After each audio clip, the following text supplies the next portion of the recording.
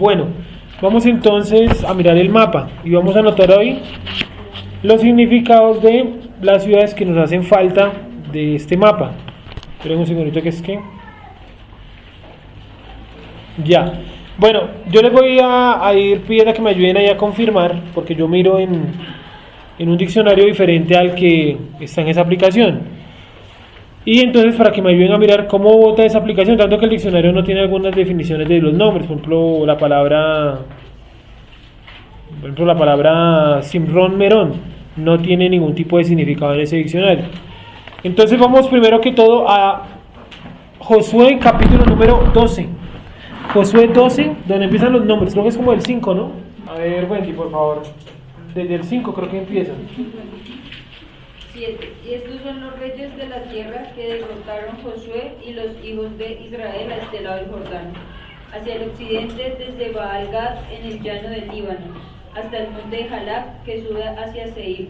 Y Josué dio la tierra en posesión a las tribus de Israel conforme a su distribución, en las montañas, en los valles, en el Arabá, en las laderas, en el desierto y en el Negev, el Eteo, el Amorreo, el Cananeo, el Pereceo, el Ebeo y el Jebuseo, el rey de Jericó, uno, el rey de Jai, que está al lado de Bet-El, otro, el rey de Jerusalén, otro, el rey de Hebrón, otro, el rey de Jarmut, otro, el rey de Laquis, otro, el rey de Eglón, otro, el rey de Geser, otro, el rey de Debir, otro, el rey de Geder, otro, el rey de Jorma, otro, el rey de Arad, otro, el rey de Libna, otro, el rey de Adulán, otro, el rey de Maceda, otro, el rey de Bet-El, otro, y el rey de Tapúa, otro, el rey de Efer, otro, el rey de Afec, otro, el rey de Sarón, otro, el rey de Madón, otro, el rey de Azor, otro,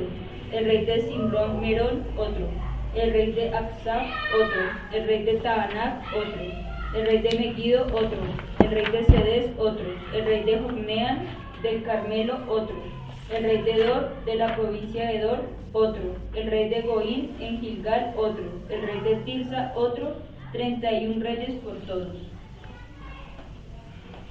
Listo, gracias. Empecemos entonces con Gilgal, porque ese no lo tengo acá. ¿Qué significa Gilgal ahí en las diccionarios que ustedes tienen, por favor? Rueda. Puede ser revolver, apartar, correr. Creo que esa es revolver. Bueno. Laquis, Gonza, por favor. Laquis, no sé en qué versículo está más para adelante. Impregnable o herido. ¿Impregnable o qué? O herido. Miren ahí el nombre. Simrón Merón, es de las últimas. Simrón Merón. Cuando leemos el libro de Josué, ¿no?, encontramos la narración principalmente se centra en la toma de la ciudad más importante, que es Jericó. O sea, vamos ya casi a mitad del libro de Josué y realmente ha escrito solamente la toma de Jericó y la pelea de los israelitas contra el rey de Jerusalén, de Hebrón, de Jarmut, de Laquis y de Eglón, ¿sí? No hay, digamos, mayor descripción hasta la mitad del libro. Luego, de un momento a otro, en el capítulo número 12, narran cuáles fueron los reyes derrotados. Y la historia continúa, es decir, el sujeto que recopiló o que escribió la información del libro de Josué, lo que hizo fue un recuento, es decir, él no está narrando eso el día que pasó, él está narrando eso tiempo después. ¿Por qué lo notamos? Porque en medio de la historia encontramos que él narra el final del libro, y es haber conquistado la ciudad número 32, que en el mapa es el número, el número 32, ¿sí? Incluyendo Gilgal. Simrón Merón, ¿sí? La palabra Simrón y la palabra Merón. ¿Cuál es la palabra Simrón? Dale, Shemer, la palabra de Simrón. ¿Qué significa? Hasta el fondo, vino asentado, vino purificado, vino refinado, sedimento. Vamos acentuado, que fue el primero. ¿Y el otro, Merón? Rebelde. Rebelde. Listo. Es decir, ellos subieron la montaña por un costado del país y la bajaron por el otro costado para llegar hasta la planicie. Eso lo vimos la vez pasada cuando dijimos que en Canaán habían 3 tipos de ciudades, ¿no? ¿Sí? ¿Cuáles eran las 3 tipos de ciudades? ¿Quién las recuerda? Para los que no vinimos. De la montaña, el valle y planicie. Eso, entonces esto es, monte es el valle, entonces está el valle.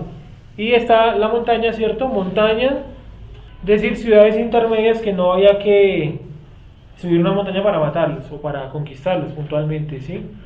Como hemos dicho, las ciudades estaban habitadas por 7 familias de los cananeos, pero no todas tenían de las 7 familias, es decir, estaban surtidos en algunas. ¿Cuál era el peligro principal del país? Los tipos llamados los anaseos, ¿no? Anaseos, los gigantes. Que si ustedes han visto por ahí noticias recientes de Israel, han encontrado tumbas de personas de 3 metros cerca de la zona de Filistea, o sea, cerca de la franja de Gaza, la antigua Filistea, han encontrado personas gigantes. Una persona de más de 3 metros, para nosotros es un gigante, ¿no? De pronto para la gente de aquella época no, pues si usted me lleva, no sé, 2 metros, una persona que mide 2,50, pues no le lleva mucha diferencia. Pero usted midiendo 1,70 y la persona midiendo 3 metros, pues le lleva el doble. Entonces usted lo puede catalogar como un gigante. Y han encontrado algunos de esos huesos enterrados de una manera muy extraña. Y es que los encuentran como si se hubieran muerto entrepiernados, un cadáver masculino con uno femenino. Han encontrado muchos así. Entonces no se sabe hasta el día de hoy, porque no han terminado las investigaciones, si es que era una manera de enterrarlos o si de pronto era como aquí en Sudamérica, que se moría el cacique y enterraban con el cacique a toda la familia, a los hijos, a las esposas y todo.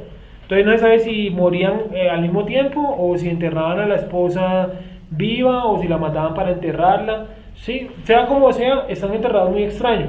Vuelvo y repito, cerca de Filistea, gigantes enterrados como si estuvieran entrepiernados, uno frente al otro. Han encontrado varios así, ¿vale? Supongo yo que han encontrado más cosas, ¿no? Pero pues eso no toda la información llega hasta este lado del mundo, primero. Y segundo, pues hay cosas que sencillamente nunca se saben, quedan entre los investigadores. Sergio, una pregunta. Señor. Pero también habían mujeres gigantes. Sí, claro, hombres y mujeres. Claro, había de los dos. Porque, por ejemplo, el mito, don Uber, de las Amazonas. ¿Has escuchado de las Amazonas, no? Unas mujeres muy vigorosas y que tienen, algunos lo colocan hasta con superpoderes y eso, ¿sí, no? Realmente ese mito viene de una historia donde una isla está habitada por mujeres gigantes. Y esa es una creencia griega, que había lugares del país de ellos, ¿no?, que estaba habitado por mujeres gigantes. Y en Canaán habían hombres y mujeres gigantes. Obviamente pues la escritura está muy centrada en la genealogía masculina, entonces coloca a Goliat, pero el papá y la mamá de Goliat, alguno de los dos era gigante o los dos eran gigantes, pero él no salió gigante de la nada, sí, tenía sus antepasados gigantes como tal. Goliat, ¿de qué ciudad era? Esa era su familia, no su región, pero era de una ciudad específica, de Gat, ¿cierto? Goliat de Gat. Listo, ya vamos a llegar casi a la historia de Goliat, pues faltan todavía los jueces y eso, pero ya estamos cerca de por ahí. Ahora, ¿qué maldades pudieron haber hecho estos sujetos? ¿Qué creen ustedes? ¿Qué han leído ustedes? Los cananeos.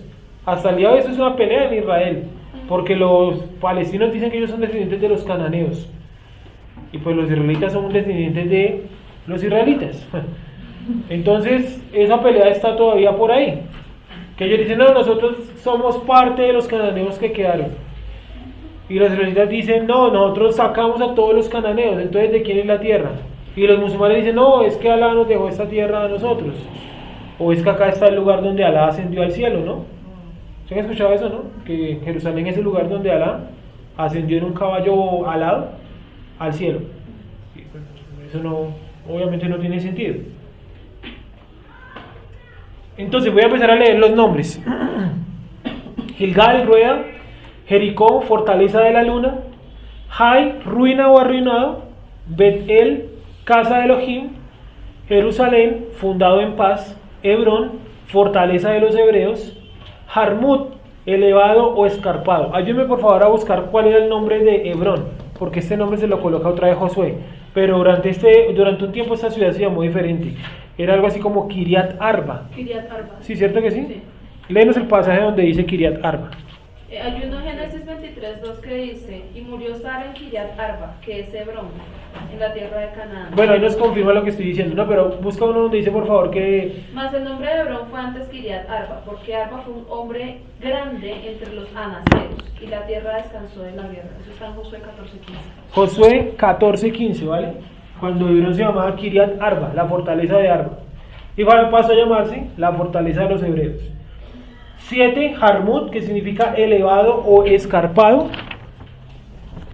Elevado o escarpado. En el 8, Laquis. 9, Eglón.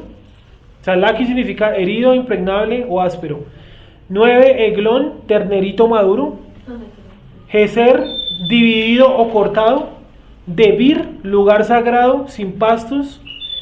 Heder, muro curvo o pared curva. Orma, encerrado o religiosidad. Y 14, Arat, fugitivo. ¿Listo? Bueno, vamos a ver si alcanzamos a ver la religión de... Uy, no vamos a alcanzar. La religión de esta región. ¿Qué creían exactamente? Canaán. Sí. Yo vi que creían en Baal. Sí, Baal. Sí, perdón. Que le hacían sacrificios de los primogénitos, que encontraron los arqueólogos como muchos niños muertos así, y que las adoraciones eran inmoralidades sexuales, digamos, uno hacía una adoración al Baal. Sí. Eso es más o menos lo que yo tengo entendido. Sí, bien, bien, bien. Algo de eso mencionamos la vez pasada también. Y decíamos que Baal tenía muchas interpretaciones según el lugar de culto, ¿no? Entonces Baal Zephon, Baal Peor. Hay uno que, por ejemplo, lo encontré, no está en la Biblia, o no sé, lo leí en un libro de historia que decía Baal Bet El. Como si fuera el... No, tampoco. Como si fuera el dios de esa región. Gracias, como si fuera el dios de esa región, pero no... Nunca lo había escuchado, lo leí en ese libro y no sé. No está en la Biblia, creo, que nunca lo he leído así. Entonces, vuelvo a leer desde arriba. Libna, Adulán, Maceda, ¿cierto? Entonces, Libna, árbol blancuzco. Adulán, tierra de adulamitas. Esa es la que estamos buscando, a ver si de pronto encontramos algo más. Maceda, marcar o arrear ganado.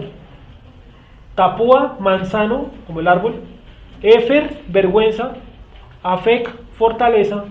Sarón, llanura. Madón, estatura grande. Hazor, aldea o choza. Simrón, Merón, asentado, rebelde. Aksaf, fascinación o hechizado. Vamos en el 25 de 32. El último punto conquistado, Wendy, por favor, confírmanos en Josué. No sé cuál será, debe ser 12, el último debe ser. ¿Cuál es? Dice el rey de Tirsa, otro. Ese es el último que colocan, ¿no? El último punto que ellos conquistan se llama, o el significado más bien es deleite. Sí, Tirsa, deleite. Entonces empezaron en un punto muy duro, que fue Jericó, el lugar más importante de la tierra prometida para ese momento, y vienen a terminar en Tirsa, que está ubicado exactamente, ya les digo en dónde, está ubicado exactamente en Jambre, sí. No está ubicado en el mapa porque no se sabe su ubicación, tiene un signo de pregunta, ¿no? Y, pero debería estar ubicado en el norte, lástima que no quedó ahí, bueno, está ubicado en el norte del mapa y significa deleite, ¿no? Deleite porque ya la campaña por fin había terminado, era el último punto. Entonces, si colocáramos en un orden de la ciudad más dura a la más débil, no me atrevo a afirmar que Tirsa sea la más débil, pero sí estaba entre las más débiles. ¿Sí? Y la más dura, eso sí, 100% era Jericó. La segunda era Jerusalén. Entonces, por eso fueron las primeritas en ser derrotadas, principalmente Jericó. Es tan peligroso Jericó que es con la única ciudad que no combaten cuerpo a cuerpo. Sí, toca mandar o toca colocar algo divino, algo sobrenatural. El milagro de Teruá, ¿cierto? No digo de John Teruá porque no ahí no dice que sea John Teruá, dice que ellos hicieron aclamación. Y ese Teruá, utilizando la palabra Teruá como tal, es lo que viene a causar la caída de los muros. Sí, y luego caído el muro, entró el ejército y aniquiló a todo el mundo excepto a Rahab. Y de los habitantes de la tierra solamente quedaron Rahab y los Gabaonitas. ¿Se acuerdan de los Gabaonitas la semana anterior? ¿Qué hicieron los Gabaonitas para quedarse con el pueblo? sea, para hacer un tratado con ellos. Se hicieron pasar por viajeros, ¿cierto? Que venían muchísimo tiempo caminando por el desierto. Josué los acoge, les da alimento y todo eso, los hace, o sea, hace un plan con ellos de que no los va a matar, y luego se enteran que no son ningunos viajeros, sino que hacen parte de los cananeos. Y entonces ahí sí le asignan dos funciones. ¿Cuáles eran las dos funciones? Aguatero y cargar la leña, ¿cierto? Y dijimos, ¿tanta leña para qué? Estamos en una sociedad agrícola, ¿no? Entonces la leña es un elemento fundamental para absolutamente todo. La energía, pues, o el calor, pues, era a partir de leña. Entonces era un papel indispensable. Lo mismo el agua, ¿no? Cargar el agua, eso no es como, ay, al que le dio sed, tráiganle un vaso de agua. No, ellos hacían sus aljibes, sus estanques, ¿sí? Y hasta allá iban los de Gabaón y transportaban el agua hasta donde se ubicaran los hijos de Israel. Bueno, si miráramos o si hiciéramos un porcentaje por kilómetros conquistados, diríamos que, vamos a poner esto acá abajo, que este es interesante, un dato que saqué mirando el kilometraje aproximado de lo que conquistó Josué. Entonces, ojo con eso. Entonces, la tierra prometida a Abraham,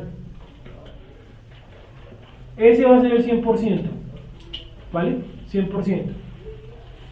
Tierra conquistada por Josué. Vamos a colocar que ese es apenas el 35%. Tierra en los tiempos de David, que fue el rey que expandió las fronteras, pongámosle un 45%, yo lo tenía como 48, 47. Y coloquemos Israel hoy, el Estado de Israel hoy. ¿Cuánto creen que es de la tierra prometida? Abraham. No, tampoco tan exagerados. ¿Cuánto creen? Está entre el 30 y el 32%, exagerando, ¿sí? 30 y 32%. Lo que Trump propone, ¿sí lo vieron por ahí, cierto? Que él propone un plan de división de la tierra. Un pedazo para los musulmanes, palestinos, ¿no? Y otro pedazo para los judíos o los que quieran hacer el Estado de Israel. Lo que él propone, lo que yo veo en los kilometrajes y en las medidas del mapa que él traza o que los gringos trazaron, da un poquito superior a esto. No es mucha la diferencia, sí, realmente no es mucha la diferencia, pero ¿cuál sería como la diferencia en materia? Pues si los palestinos aceptaran, se calmaría un poquito la región. Obviamente el presidente palestino Abbas, Mohamed Abbas creo que se llama, el tipo ya salió a decir que él no está de acuerdo con eso y que él lo que quiere es que le entreguen el control de Jerusalén. No, si el man quiere eso, se va a morir algún día esperando que los judíos le suelten el control de Jerusalén, el control completo, ¿sí o no? ¿Cuánto maneja hoy en día los judíos o el Estado de Israel?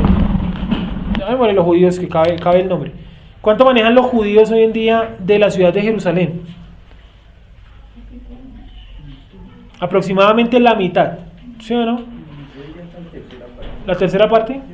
¿Contando que católicos? Sí, porque los católicos tienen una parte también. Bueno. Los musulmanes y los católicos y los judíos. Y de esa parte que controlan los judíos, tienen un pequeñito problema, y es que hay dos lugares sagrados en disputa. Uno es el que llaman el Muro de los Lamentos, ¿cierto? Porque detrás del Muro de los Lamentos está ubicada la mezquita, totalmente atrás, ¿no? Los judíos, por cumplir el Talmud, ellos no ingresan ni siquiera de turismo a la mezquita, porque ellos dicen que en la mezquita quedaba el lugar santo. Entonces ellos no ingresan a esa región. ¿Qué es lo que hacen? Y se lo escuché hace poquito a uno de los rabinos de Majonorá. Dice que la Asociación Internacional de Judíos Ortodoxos escoge a 2 judíos por año para que los tipos vayan y se den una vuelta por la mezquita, como tomando fotos y eso, y vuelvan, para que los musulmanes no olviden que esa tierra también pertenece a los judíos, y se escogen 2 judíos por año. ¿Por qué tanto respeto? Porque para ellos hay que dar el lugar santo, y bueno, puede ser como no puede ser, hay que ser realmente no me he puesto a mirar si quedaba o no quedaba. La cosa es que ahí quedó el templo alguna vez, ¿sí o no? Entonces ellos no se atreven a cruzar por ahí. Y la vez pasada con algunos, no me acuerdo en qué clase fue esa, creo que la de los miércoles, dijimos que hay algo llamado la cúpula de los espíritus, ¿no? Donde los investigadores, los judíos ortodoxos y los mismos musulmanes opinan que ahí quedó alguna vez el lugar santísimo. Y es un lugar donde los musulmanes no dejan parar a nadie. Sí, es como una pequeña cúpula en medio de la plaza de Jerusalén. Si ustedes colocan en Google Maps, muro de Jerusalén, ¿cierto? Y hacen todo el zoom que puedan y empiezan a mirar todo alrededor de la mezquita, hay una de esas cúpulas pequeñas que se llama la cúpula de los espíritus. No les puedo indicar exactamente en dónde, habría que hacer el ejercicio pues con el Google Maps. Y usted puede ver fotos, puede ver imágenes, puede ver cómo por ejemplo los musulmanes mueven piedras, ¿sí? Para tapar supuestamente unos flujos de agua que salen por debajo de la tierra. Sí, eso no se sabe bien por qué los manes mueven unas piedras ahí. Ahí también han encontrado por ejemplo partes de espadas, monedas, etcétera, etcétera. Entonces es un lugar bastante interesante para mirarlo, así sea por Google Maps. Les recomiendo que lo hagan en casa. Entonces aquí sería el punto número 32 y con eso se cerraría, digamos, la conquista de la tierra prometida. ¿Cuánto duró la conquista de la tierra prometida? 24 años, ¿cierto? Desde el 2554 hasta el 2578. Eso es lo que narra todo el libro de Josué. Un total de 24 años, o un espacio total de 24 años. Esos 24 años empiezan a cerrarse en el capítulo número 21, versículo número 43 hasta el 45. Me parece a mí, por lo menos en la lectura que yo le hago al libro de Josué, me parece que son los 3 versículos más extraños, inclusive más extraño que cuando el sol se detuvo. O sea, ¿se han leído eso, cierto? Que persiguieron a los de Jai hasta cierto punto y el sol se detuvo para que Israel pudiera matarlos a todos. Este me parece más extraño por lo siguiente. Entonces vamos por favor a Josué 21:43. Josué 21:43. ¿Hay algún dato que indique cuántos kilómetros cuadrados es? No, todos son aproximados y realmente no tengo aquí ninguno ahorita aproximado. He leído aproximaciones pero no. La tierra prometida, lo hemos dicho varias veces, va desde el río Nilo hasta el río Éufrates. Es un espacio de tierra bastante grande. Y desde el río Nilo hasta el río Éufrates quiere decir que el pueblo de Israel, cuando vivió en Egipto, vivió en la tierra prometida. O sea, Gosén hace parte de la tierra prometida. Lo que pasa es que el Eterno, ya lo habíamos dicho, sacó al pueblo y lo llevó hasta Canaán, porque el texto lo dice, porque la maldad de los cananeos ha aumentado y he decidido quitarles sus tierras para entregarla a ustedes según la promesa que le di a mi siervo Abraham. ¿Sí? Entonces, digamos así, que ellos vivían en la tierra prometida, pero vivieron en la tierra prometida como forasteros. ¿Se han leído esos pasajes que dicen? Que habitó como forastero en Gerar y habitó como forastero en el Negev, como forastero. Entonces, vamos a mirar ahora sí Josué 21:43, para que veamos esos textos que para mí son muy raros. Y yo creo que si este texto habla de paz, yo creo que no se refiere a un espacio mayor de 2 años, por mucho. Entonces, 21:43, ¿cómo dice Sara? De esta manera dio Hashem a Israel toda la tierra que había jurado dar a sus padres, y la poseyeron y habitaron en ella. Sigue por favor hasta el 45. Y Hashem les dio reposo alrededor, conforme a todo lo que había jurado a sus padres, y ninguno de todos sus enemigos pudo hacerles frente, porque Hashem entregó en sus manos a todos sus enemigos. No faltó palabra de todas las buenas promesas que Hashem había hecho a la casa de Israel, todo se cumplió. Bueno, ¿qué notan ustedes de extraño en ese texto? Y les cuento lo que yo encontré, digámoslo, los comentarios, lo que yo veo y lo que se cree históricamente que pudo haber pasado ahí. Dice que Israel, miren el 43, o sea, yo leo el 43 y para mí es como una contradicción. ¿De toda la tierra? Léelo por favor. De esta manera dio Hashem a Israel toda la tierra que había jurado dar a sus padres, y la poseyeron y habitaron en ella. Sigue por favor. Y el Eterno les dio reposo alrededor, conforme a todo lo que había jurado a sus padres, Y ninguno de todos sus enemigos pudo hacerle frente, porque el Eterno entregó en sus manos a todos sus enemigos. No faltó palabra de todas las buenas promesas que el Eterno había hecho a la casa de Israel. Listo, gracias. Ahora quiero que miremos Jueces capítulo 1, versículo 1. O sea, en Josué dice que ya el Eterno les había entregado toda la tierra. Pero miren lo que dice Jueces. Jueces 1:1. ¿Cómo dice Nayuris? Después que murió Josué, los israelitas consultaron a Adón para saber cuál de las tribus debía atacar primero a los cananeos. ¿Cómo así? ¿Cómo así que atacar a los cananeos? Luego en Josué no dice que ya Dios les había entregado todas las tierras. Volvamos nuevamente a leer el libro de Josué, allá donde estábamos, 21:43. Léelo nuevamente, Sara, 21:43, solamente ese. 21:43. Sí. De esta manera dio Hashem a Israel toda la tierra que había jurado dar a sus padres, y la poseyeron y habitaron en ella. Sigue, por favor. Y Hashem les dio reposo alrededor, conforme a todo lo que había jurado a sus padres, y ninguno de todos sus enemigos pudo hacerles frente, porque Hashem entregó en sus manos a todos sus enemigos. Yo veo ahí otra contradicción al final. ¿Cuál otra contradicción o qué cosa rara ven ustedes ahí? De pronto, Entregado a todos sus enemigos. esa también es una cosa que para mí está mal, porque los de Jai los derrotaron. Entonces no era que ninguno les había hecho frente.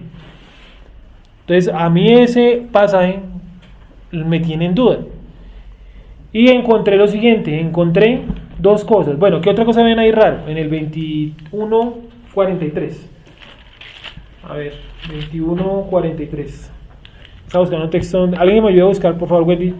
Ayúdame a buscar un texto donde dice: todavía queda mucha tierra por conquistar. Es que no me acuerdo si está en los pasajes finales o si eso lo dice Moisés, o quién dice eso, mejor dicho. ¿Cierto que sí? Quiero mirar en qué momento lo dice, porque si lo dice después de este pasaje, pues se va a notar mucho más lo que trato de mostrar, pero hasta ahora me acordé del texto. Entonces, vuelve a leer, Jessica, el 43. De esta manera dio el Eterno a Israel toda la tierra que había jurado dar a sus padres. Alto hasta ahí. Primera cosa errada: toda la tierra que había jurado dar a sus padres, ¿cierto? ¿Cuál fue la tierra que le juró a sus padres? La que le juró a Abraham, desde el río Nilo hasta el río Éufrates. ¿Ellos conquistaron toda esa tierra? No, miren el mapa. En el mapa ni siquiera coloqué Egipto, porque ¿para qué? Listo, primera contradicción que yo veo. Ojo, porque el texto tiene una explicación interesante. ¿Y qué? Y dale, Jessica. De sus padres jurados. De esta manera dio el Eterno a Israel toda la tierra que había jurado dar a sus padres. Sí. Y la poseyeron y habitaron en ella. Y la poseyeron y habitaron en ella. Ahí tenemos otra contradicción. Si no la conquistaron toda, tampoco pudieron poseerla ni habitarla toda. Sigue con el 44. Y el Eterno les dio reposo alrededor, conforme a todo lo que había jurado a sus padres. Eso tampoco es verdad, porque empezando el libro de Jueces dice que inmediatamente ya se están armando para otra guerra. ¿Sí? Entonces hay algo muy raro en esos pasajes. Sigue, por favor. Y ninguno de todos sus enemigos pudo hacerles frente, porque el Eterno entregó en sus manos a todos sus enemigos. Sí, pero los de Jai los derrotaron. Entonces no fue que ninguno les hizo frente. Los de Jai le hicieron frente, y los de Hebrón, por ejemplo, también salieron a la guerra. Perdieron la guerra, bueno, pero le hicieron frente. ¿Sí? Sigue, por favor. No faltó palabra de todas las buenas promesas que el Eterno había hecho a la casa de Israel. Todo se cumplió. Bueno, ese término casa de Israel, ¿no lo notan raro ahí? Sí, yo le iba a preguntar eso, ¿hace referencia, o sea, que le iba a pertenecer más adelante a la casa de Israel o ya finalizaba como todo Israel? ¿Me voy a entender? Ahí está la respuesta, o la cuestión. Entonces, tres cosas raras, ¿no? Encontramos el texto que dice Josué, falta mucha tierra por conquistar. ¿Cuál es? Josué 13:1. Josué 13:1, no, muy atrás. Pero bueno, leámoslo un momentico, Josué 13:1. Siendo Josué ya viejo, entrado en años, Hashem le dijo: tú eres ya viejo, de edad avanzada, y queda aún mucha tierra por poseer. Se lo dijo fue el Eterno. Se lo dijo fue el Eterno. No es que él haya hecho la reflexión. Dice que ya era viejo y estaba entrado en años, ¿cierto? Bueno, como se dieron cuenta, en el capítulo 12 de Josué narra toda la guerra, y en el capítulo 13 empieza como otro pedazo aparte de lo que ya contó, es decir, está narrando en desorden, es decir, el libro de Josué está todo en desorden, hay un desorden ahí interno. Pero en el que estamos leyendo allá, en el 21, yo veo lo siguiente para terminar. Veo lo que encontré primero. Los comentarios de esto dicen que esto lo escribió Josué para motivar al pueblo. Es todos los comentarios que se encuentran. No, esto fue una motivación de parte de Josué, porque si le hubiera dicho que era mucho, el pueblo se hubiera asustado, porque llevamos 24 años en guerra y no hemos conseguido todo. Entonces digámosles que ya conseguimos todo y mantenemos cierta tranquilidad. No comparto el comentario, es lo que hay en comentarios. Yo veo lo siguiente, yo creo que este texto fue anexado al libro de Josué en la época de los profetas. Y me parece que el término que delata la anexión es la palabra casa de Israel. Busquemos un momentico en el libro de Josué, casa de Israel, que no sea esa, casa de Israel. Yo creo que ese texto es una anexión y se le agregaron fueron los escribas o los manes que hacían los compilados. Así como por ejemplo estos textos. A ver, acompáñenme los otros de estos textos. Ezequiel capítulo número 1. Ezequiel 1.1. A ver, Sara, tú por favor busca Ezequiel 1.1. Donuel, por favor, busque Jeremías 1.1. Wendy, por favor. No sé. Espera. Espérate, ¿cuál? Isaías 1.1. Gracias. Con esos tres basta.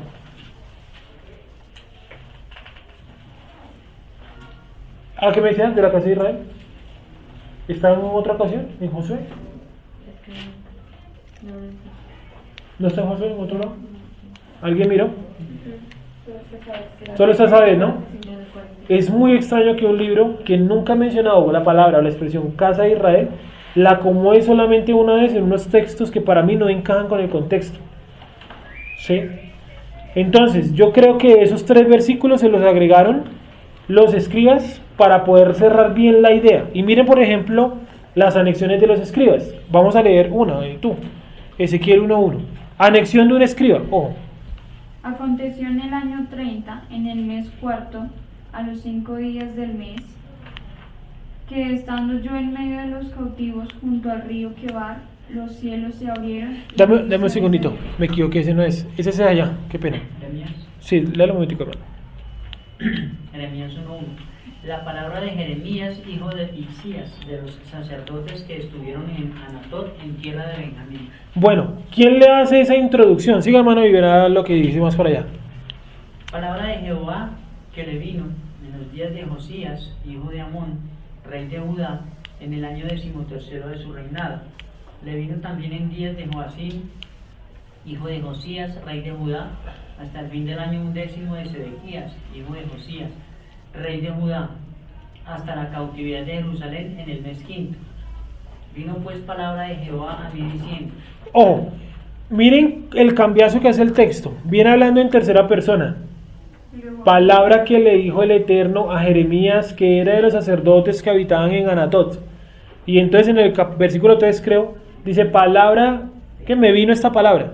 O sea, lo cambió de tercera persona y lo pasó a primera persona. Es decir, los primeros dos versículos de seguro los escribió algún escriba que se encontró los escritos de Jeremías, los compiló, los ordenó y trata de colocarle como un contexto al personaje, como para que usted no empiece el texto así como inició Ezequiel. Ezequiel va al grano, ¿cierto? En el mes tal, el día tal, yo estaba en tal parte y me vino esta palabra. Pero miren que Jeremías no inicia así. Da primera como una introducción en tercera persona. Es otra persona la que nos está contando. ¿Cómo dice allá Wendy? Isaías 1.1. Visión de Isaías, hijo de Amós, la cual vio acerca de Judá y Jerusalén en días de Usías. La cual vio, no dice la cual vi. ¿Ven la diferencia con el libro de Ezequiel? Me vino, ella dice la cual vio. Otra vez Wendy, por favor, ese pedacito. Visión de Isaías, hijo de Amós, la cual vio acerca de Judá y Jerusalén en días de Usías, Jotam, Acaz y Esquías, reyes de Judá. Listo. Leyendo el siguiente versículo, por favor, a ver si ya nos mete a Isaías o sigue dando como la introducción. Oíd cielos y escuchad tu tierra. Ahí, ese es el inicio del libro de Isaías. Pero el primer versículo se lo colocó un escriba para dar un contexto. Imagínense usted empezar a leer el libro así como iba a leer Wendy el segundo. Oíd cielo, ¿cierto? Pues uno dice, ¿y este man en qué época escribió? ¿Quién era rey? ¿En qué año estamos hablando? ¿Vale? Miremos otro profeta, el primer versículo. No sé, de pronto Daniel 1.1. Y ahí terminamos. Daniel 1.1. Y la siguiente semana seguimos mirando si el texto, los 3 versículos son anexados. Para mí sí son anexados. Para mí, yo veo que no concuerda con la lógica del libro. Y la palabra casa de Israel es una expresión de los profetas, no es una expresión propia de esta época. ¿Vale? Daniel 1.1, terminamos ahí. En el año tercero del reinado de Joacim, rey de Judá, vino Nabucodonosor, rey de Babilonia, a Jerusalén y la sitió. Sígame. Y el Señor entregó en sus manos a Joacim, rey de Judá, y parte de los utensilios de la casa de Dios, y los trajo a la tierra de Sinar, a la casa de su Dios, y colocó los utensilios en la casa del tesoro de su Dios. Y dijo el rey a Aspenas, jefe de sus eunucos, que trajese de los hijos de Israel, del linaje real de los príncipes, muchachos en quienes no hubiera tacha alguna, de buen parecer, enseñados en toda sabiduría, sabios en ciencia y de buen entendimiento, idóneos para estar en el palacio del rey, y que les enseñase las letras y la lengua de los caldeos. Bueno, todo eso es una introducción. No ha aparecido todavía Daniel en la jugada. Entonces yo creo que esa introducción se la hizo el mismo sujeto que escribió Primera de Reyes y Segunda de Reyes. Porque ustedes se dan cuenta, ¿quién está en Daniel? Porque hermano ahí no tiene concordancia. Aquí miren un momentico el libro de Daniel 1.1. Miren la concordancia donde los manda. Creo que los manda Primera de Reyes, creo. Segunda de Reyes. Lee un momentico ese, Segunda de Reyes, ¿qué nos manda ahí? 24.1. Quiero mostrarles cómo tuvo que haber sido el mismo historiador, porque los datos son prácticamente idénticos. Y no narra en concreto la profecía de Daniel, narra el contexto. Lee por favor el 24.1. En su tiempo subió en campaña Nabucodonosor, rey de Babilonia. Joacim vino a ser su siervo por 3 años, pero luego volvió y se rebeló contra él. Un segundito, ¿qué Joacim a ser su siervo? ¿Este también dice lo mismo? ¿Vino Joacim a ser su siervo?